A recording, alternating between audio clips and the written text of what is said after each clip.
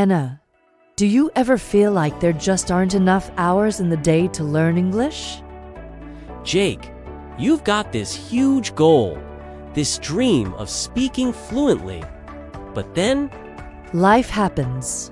Work, family, chores, trying to get enough sleep. And that English textbook just sits on the shelf, gathering dust. You feel stuck, right? Anna, you're not the only one. So many of us waste these small pockets of time without even realizing it. We think we need these big 2-hour study blocks to make real progress. So we just end up doing nothing. We tell ourselves that classic lie, I'm just too busy. Jake, but what if we told you that's a total myth? What if you could find an extra hour every single day just for learning English? An hour you don't even know you have. Anna, in this video, we're going to show you a simple 3-step time tracking trick that turns those wasted moments into fluent conversations. This is the secret to finally stop procrastinating and actually start speaking. So if you're ready to take back your time and change your life, keep watching. Anna, okay, let's tackle this head on. First things first, we have to confront the biggest lie we tell ourselves. I don't have time. It feels so true, doesn't it? Our days are packed, and our to-do lists never end. Jake? Exactly. It's a feeling of being completely overwhelmed. But let's just break it down with some simple math. There are 168 hours in a week. That number is the same for every single person on the planet, from you and me to the busiest CEO. Now, let's say you work a standard 40-hour week, and you get a healthy 8 hours of sleep a night. That's 56 hours a week. Anna, so 40 plus 56, that's 96 hours.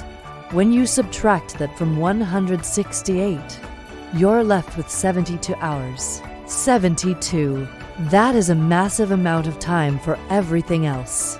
It's basically 3 full days. Jake, and even if you have a really demanding job, maybe you work 60 hours a week, you still have 52 hours left over.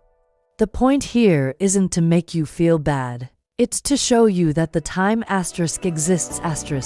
The problem isn't a lack of time. It's a lack of awareness of where our time is actually going. Anna, there's a brilliant time management expert named Laura Vanderkam, who gave a famous TED Talk on this. She challenges this idea that we're all as busy as we claim to be. She found that people consistently overestimate how much time they spend working and underestimate their free time. We remember the stressful moments, that feeling of being against the clock, but we forget all the little gaps in between. Jake, she tells this funny story about being late for her own speech on time management. It's a perfect reminder that even the experts are human, but her main point is powerful. We don't build the lives we want by saving time. We build the lives we want, and then time saves itself. Anna, what does that really mean? It means you have to decide what's important to you. First.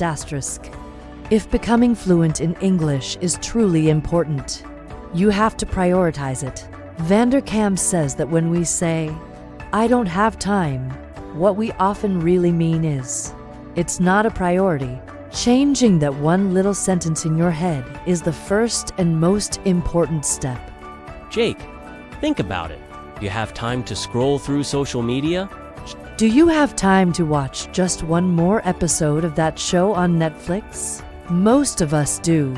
The time is there, but it's scattered. It's what some people call time confetti.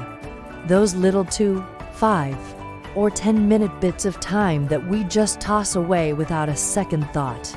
Anna, our goal today is to give you a net to catch that confetti. We want to help you gather up those scattered moments and turn them into something that matters to you. Your English fluency. And to do that, you need to see the truth. Jake. And that brings us to the heart of this video. A simple time tracking trick.